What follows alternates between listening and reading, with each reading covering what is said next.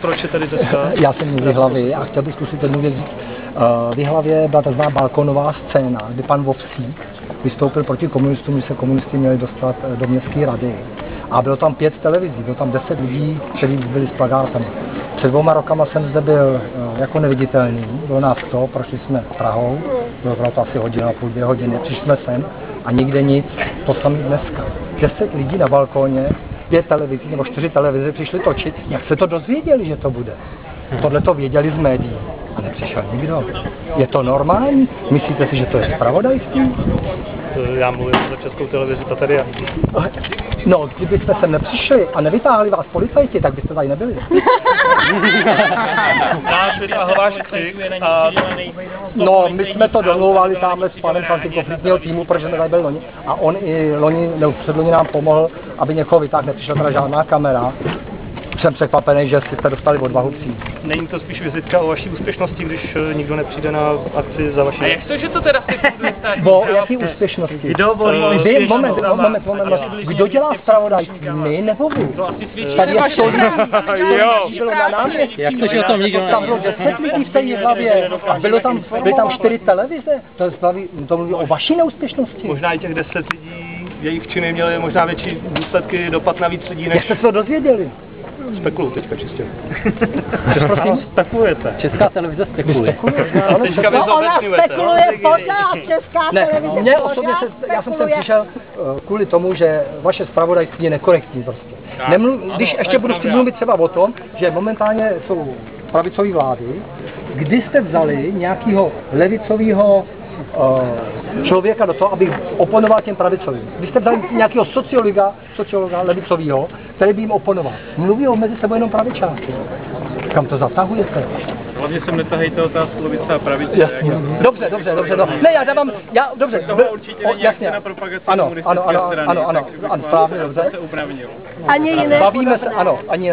Bavíme se o tom, co Česká televize přenáší, co chce a nebo nechce přenášet. Jaký dává zpravodajství. A tohle je klasický příklad. Jo. Myslíte si, že to, co by podle vás Česká televize měla tedy vysílat, aby to řekněme napravila, nebo aby to bylo v pořádku, tak že je natolik zajímavé i pro zbytek lidí, nebo jenom pro tu 100, která se stala? 100%. Protože neřeknete vůbec nic, to je jak za komunistů, tak se nikdo nic nemůže Stalo dozvědět. se za posledních 10 let něco To je zajímavějšího? tak normální. No právě.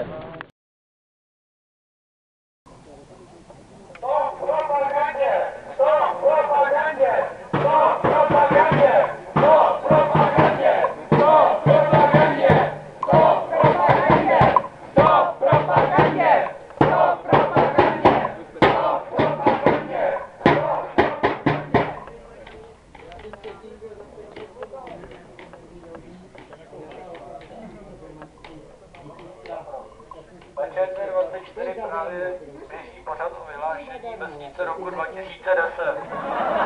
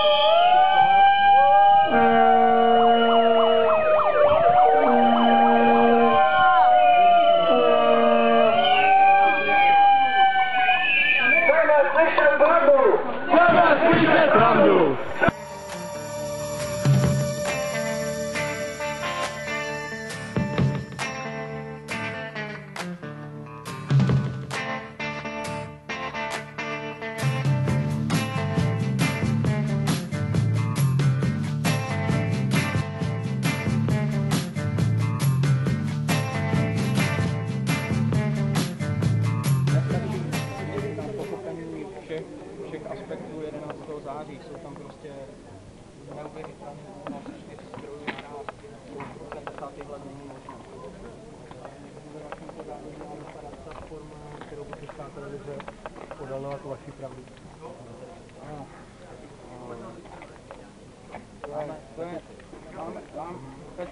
Petice nic neřeší, oni potřebují slyšet rozhovor s odborníky, uznávám, že u nás to bude těžké, ale bohatě by stačilo odvysílat například je to látka, která dokáže řezat.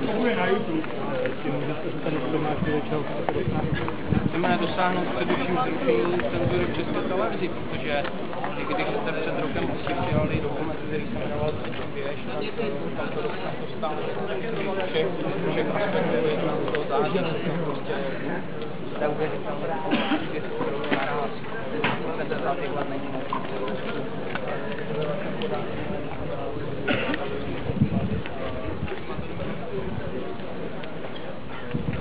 Naše předpoklady se víceméně stanoví,